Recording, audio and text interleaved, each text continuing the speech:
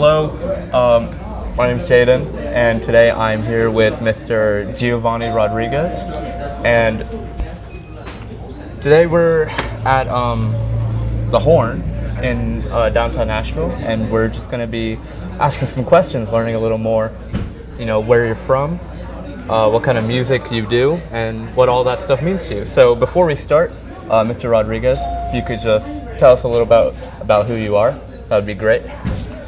I'm a musician who's been in Nashville for 26 years.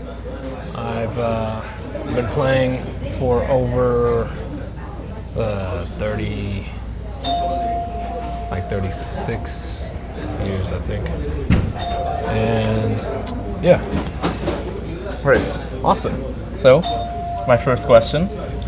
Nashville's global brand is heavily tied to Western English-speaking country and Americana.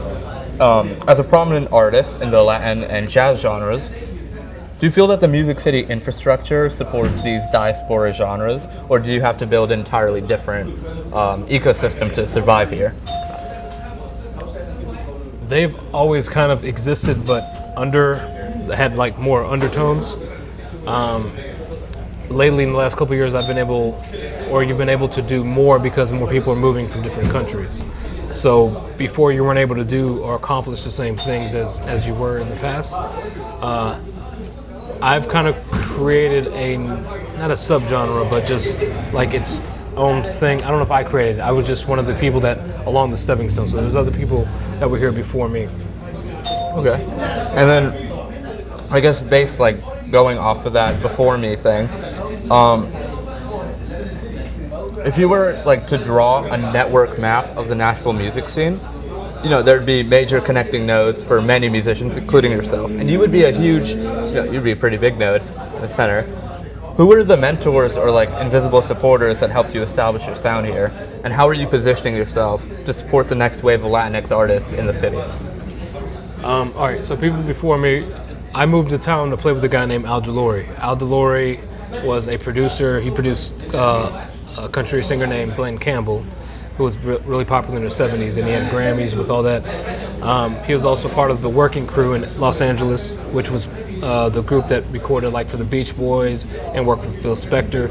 So he had done a whole bunch of things, but through that time, he always loved Latin music. So he was an American guy that played piano and loved Latin music. So he had me coming in from Alabama. I moved here when I was 19. I started coming to Nashville when I was 19. And he discovered me. I don't even know how he heard of me, but he called me. He's like, hey, would you be interested in playing with my group? So on the weekends, I started coming up here to play music. And then a teacher at MTSU called Lalo Davila, he heard me and offered me a scholarship. That's how I ended up moving here. But all the young people, they know that they can always come to me and ask me whatever, and I'm always trying to help whoever. And even when people move to town, I try to connect everybody with others and see how else I can help them, because I was given a lot of help when I first moved here also. Okay. And you give back that same help that you got? Yeah, I try to the best I can, because I had a lot of people there's a couple musicians like Victor Wooten and J.D. Blair, and they were real, they were just super kind and giving, and all the Wooten brothers actually I interviewed Joe Wooten, who's the keyboard player of the brothers, for when I was in college. I just interviewed them, and they were all giving, and kind of the same thing you're doing with me. It was done with me. That's awesome. Yeah. So my next question is a little more on the geography, right? So in ethnomusicology, we look at how physical space shaped the sound. Where are the physical hubs for Latin music in Nashville today compared to 10 years ago? Are these spaces moving further out into neighborhoods like Antioch, which is more south away from the city? Right. Or are they starting to develop more in the downtown core? They've always been around the Antioch area. That's where most of the diversity in Nashville happens, and that's what's always been So now they have a club called Diamante. There's Club Ibiza, which has been around. There have been so many people. Carlos is the owner of Ibiza, and there was a guy named Santos who had several clubs. There was one right in the middle of downtown when I first moved here, and there was music at a place called Mare Bulls, and I used to play over there with Al when I first moved here. And now the middle spot, like now I play at Rudy's Jazz Room every Monday night. That's been going on. It's going on. We're on our 9th year now. I've been doing that every Monday night for 9 years. So that's pretty close to downtown. Like it's on 8th Avenue. I play at Acme Feed and Seed every first Sunday of the month. That's been going on now for like 5 or 6 years. So like, it's in the center, and they ran events at the Hard Rock Cafe, which is right on First Avenue and Broadway. So there's been different kind of like either clubs or Latin music. There's also places down called Plaza Mariachi. So a lot of these places are new, but it's been going on. It's just been like moving. There used to be a club called Club Caliente, ran by a friend of mine called Evan, and it used to be right on Printer's Alley. So that was, again, 26 years ago that used to happen. So it's always been around. It's just like who knows about it, and the salsa community has been growing, and then they've been coming out. They come out and support each other, so that's pretty cool. Yeah, that's really cool. So I'm also just curious, what is the main demographic of like the people who come to your club down at 8th, down in downtown? So what's the cool thing that's always been the case with, say, Latin music, is the demographic is vast. Like you have people from just turning 18, people from in their 70s, 80s that come out, and everything in between. And the demographic of race-wise has always been different. From Black Americans, white Americans, Jewish Americans, Indian Americans, like whoever, Chinese Americans, of course the Hispanic community, but everyone who wants to learn. Like it's a super inclusive community, and that's part of the thing with Latin music. It's not like, oh, if you're this, you can't do this. Even back in the day, in the 50s and the Palladium days, everyone used to dance with each other when it was like kind of against the law to, intermingle with everyone else. Okay, that's really cool. Yeah. That it's so like such an inclusive environment. People from other cultures aren't afraid to celebrate your culture. Right. I think that's really cool. So my next question is that sociologists often talk about the pressure minority artists face to perform a very specific traditional version of their culture for outside audiences. Do you ever feel pressured by venues or crowds to play this traditional Latin music, or do you feel complete freedom to experiment with like modern cross-cultural fusion? All right, so with me, excuse me, I try to see what my crowd or the audience is going to be. I don't dumb down the music, I just change the set list. So I say, for example, at Rudy's, I have a freedom to do kind of whatever I'd like. My goal is always to make people dance. That's what I want, my purpose, like as far as I'm playing music that makes people dance. Yeah. So if they're tapping their foot or moving their head or something like that, I'm doing my job. Okay. So for Acme, when I play at Acme, go back to Rudy's. On Rudy's, I play more like Afro-Cuban jazz, but mixed with salsa merengue, and I'll take like songs that jazz musicians have done in their style, and I'll incorporate them with Latin rhythms. And I'll take like old Cuban songs and just kind of update them a little bit. With that one, I stay more traditional. For Acme, I'll take songs that are played in a bunch of wedding bands that normally, American wedding bands, like pop songs, like Bruno Mars songs or something like that, and I'll change the rhythm and just do them like in a Latin style. Or even do like Fleetwood Mac songs or like classic rock songs that are pretty known. So like when people are coming in to Acme, which is in downtown on Broadway, they don't come in there like, oh, I don't know what this music is, but they're like, I know this song, I've never heard it done like this. Does that make sense? Yeah. So I'm kind of incorporating it in a way that, depending on the audience, they could feel like included in a sense. Okay. So like if I play at Cheekwood, I'll play a lot of songs that a lot of people haven't heard, but then I'll grab some like Stand By Me or something like that. That's a popular song, but just change the style a little bit so people can understand or can relate to it in a sense. Okay, so it's like you're adding your own, your own personal twist, but you're infusing these traditional, not traditional, but like these styles from your culture into more recognizable, more comfortable music for like your everyday person. Correct. Yeah, especially if the audience is more American, I'll do that with the audience. Like if the crowd is more Hispanic, then I'll take songs that everyone knows. And I have several different groups. So like my big group, Music City Latin Orchestra, I'll take more traditional songs that are known across that community, and I'll like maybe do one or two songs that are known in for the American audience. Yeah. And when I do it, I play at Acme with a smaller group.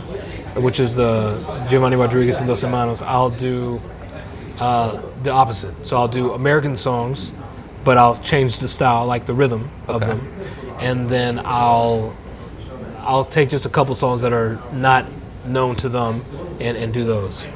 Okay. But are still popular though. I usually try to do songs that are popular, but my goal again is to make people dance. Make people dance. It's really cool. Yeah. So, my third question, we were talking about like his Afro-Caribbean, like he really likes Afro-Caribbean music, and he was explaining it to me because I just know nothing about that kind of music, that region. So when you're playing like a more complex Afro-Caribbean or a salsa rhythm for an audience that might only be used to a standard 4/4 or 3/4 metric, how do you translate that music? Like you were talking about earlier, do you alter your arrangements to make the music more accessible in like a more direct way? Or is it more, I guess, how do you do that? All right, so I don't try to make the music more accessible to anyone rhythmically. I try to do it more melodically. Okay. What does that mean? All right. So rhythmically, the bass of the rhythms, like what the percussion is doing, that stays the same. Okay. Like whether it be salsa, whether it be American music or pop music. In most dance genres, the music is always going to be in 4/4. In Afro-Cuban music, there is 6/8, and that's more like folkloric music. That's incorporated, but they're still phrasing between 4. They're doing it between, you can feel it either in 6 or 4, and it's kind of interchangeable. But for the popular dancers, most of the songs are in 4, and that's just standard. Okay. Otherwise, you don't want to play the song in 5 and have people like stepping on each other's feet. So I try to keep it, the basis, like I said, the percussion is playing in 4, and that's just a groove, like, so that doesn't change. Yeah. And what I meant by harmonically would be like, so the chords that you hear in the songs or the melodies that you hear in the songs, I try to make those as familiar as possible, or try to arrange in a way where you know the song. Like, say if I take, again, I use Bruno Mars as an example. Say the song like Treasure, everyone kind of knows that song. Yeah. So the melody would be exactly the same, the chords would be the same. What would be different is the way the bass player is playing and certain rhythms, ostinato patterns that the piano player is doing. But the percussion section is just grooving, is the same thing, and it's usually in 4. Okay. And you're like doing all these changes, are you rehearsing these?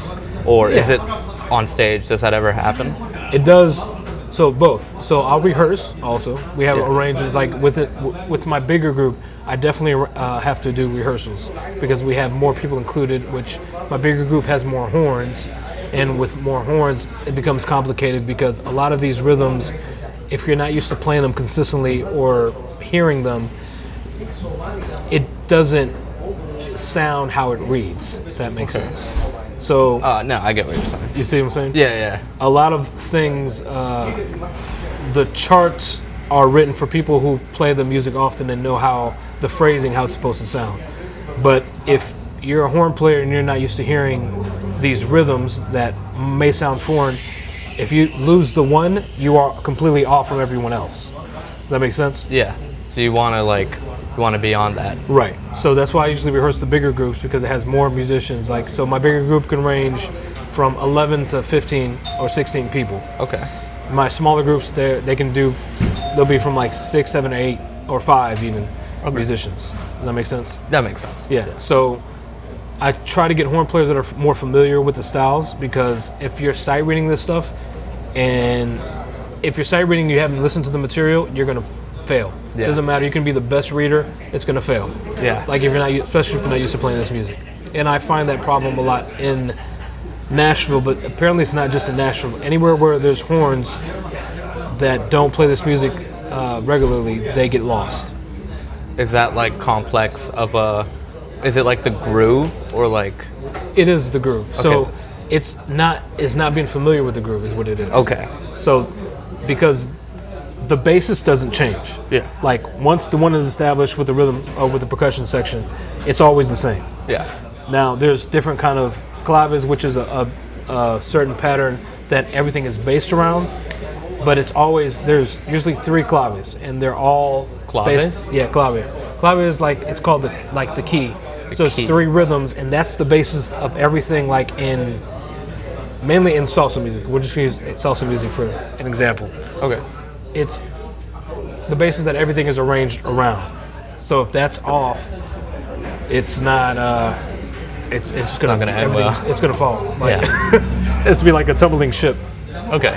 or That- a that sinking makes ship. sense. Yeah. The base is like the cornerstone. It's like the main part, and Yeah. once that falls, the entire thing falls. Yeah. Okay. Yeah. So I usually tell people, like, I'll write this in emails when I'm rehearsing the bigger group. Sorry, my nose has been stopped with the sinus. No, me too. It is allergies. I know. Yeah. So I usually tell them, please go over the material before coming to rehearsal, because we're going to rehearsal. Just go over the material ahead of time. Otherwise, you'll be wasting everybody's time. Yeah. Because if you're trying to learn parts while you're at rehearsal, and that's what I tell young people also, don't go to rehearsal to learn the material. Like, you show up knowing the material, we run over the song, and it's pretty much like fine tuning at the rehearsal, and then you go do the gig. But if you're learning parts while you're at rehearsal, you're wasting everybody's time. Yeah. That's the same for classical music. Yeah. Is you get threatened. Like, I've seen people get kicked out of orchestras, like just straight up evicted, if it's very like obvious that they just haven't been practicing. Because in a way, it's insulting to everyone else who has done it and who has like put their time into something like that. So I think that's a really cool similarity between this more like cultural thing and classical music, European classical music. So. Yeah, I mean, when I was younger, I played more, like I played in symphony and stuff, like or orchestra. Yeah? I played trumpet in band, so. Okay, so yeah.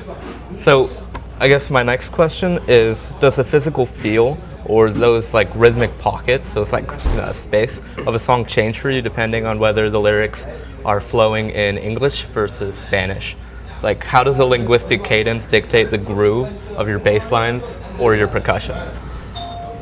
A lot of it is feel based. If there's something in the lyrics that, I don't know,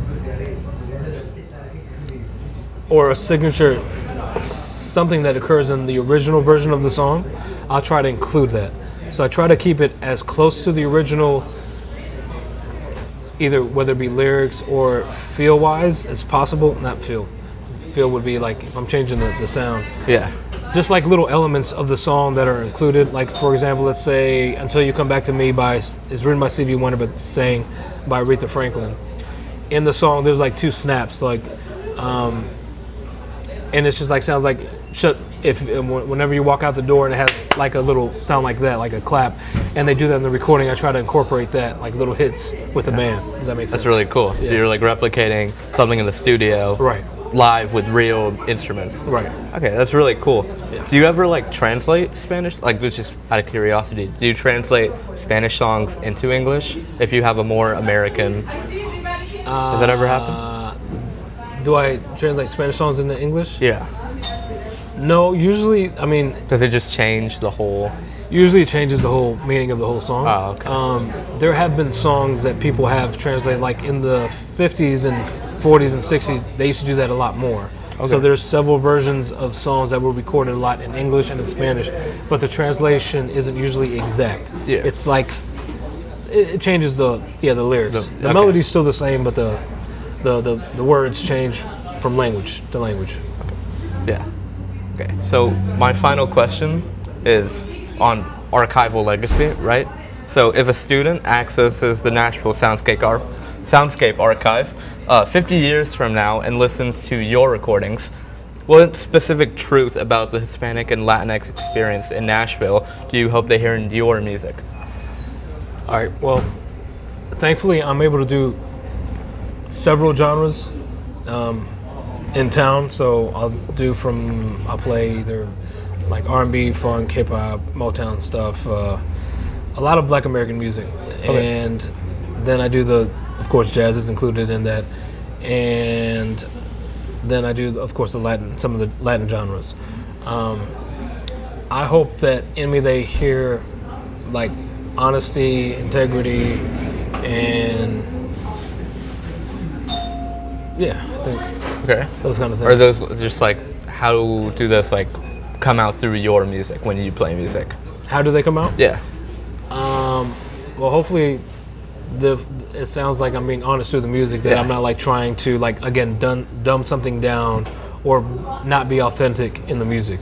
Like I'm usually trying to be unapologetic with whatever the genre is and try to play those things exactly or the closest to my ability as I can to it feeling like what it's supposed to. Okay. Do you ever get like, it's a little more personal, but do you ever get like emotional while you're playing music? I have, mainly more from listening. Listening, okay. Yeah, more. I mean, and that's also an element, of course, of playing with other musicians is listening. But you can hear more. Like, yeah, and like if you ever hear me playing out, I'll express my like while I'm playing and somebody does something cool, I'll yell at them or not yell like happy, Yeah, like like yeah, cheer, cheer them on. Yeah. So, and even sometimes I might get frustrated at something that's occurring. I'll be like, yo, or like call them out. But yeah, usually I'm pretty expressive when I'm playing. Okay, that's awesome. I don't treat it like as if it were classical music. Like it's interactive. Yeah. And I guess my final, like, I guess to close off is, do you see music as like a job? I see have. it as something you have. Okay. I have. Not all the time. When the situation is really good, it's magical. But some work feels like a job. I try to take those less nowadays and accept the ones that I enjoy more. Because sometimes you'll take a very high-paying gig, and that one feels like a job. Because the music is painful to either play or say the musicians, it's not as fun to play. Yeah. And then you'll play with your friends, not for free, but like for a less paid gig, but you have like the most fun and you remember like why you're doing this in the first place. Yeah. And so it's a balance. So if you could find, well, they say there's like three elements that you always want. Like the hang is cool, so the hang is with your friends. Okay. The music is good and the pay is good. Okay. If you get two of the three, you're good. You're good? Yeah. So like for you get all three, that's super rare. But like again, this past week I did a gig with a group and we were out of town and it was all three of those. It was like the hang was super cool, everybody was super cool. Yeah. The money was great and the music was fun. So Sounds awesome. Yeah. Okay, well, I guess that's it. Yeah. So thank you so much. Yeah, thank you. For sharing your story. Good job to you too. Thank you. And if you ever need anything, contact me. I'm glad to know about that. Yeah. I'm glad to know that I can do that. And I guess that's it. Thank you.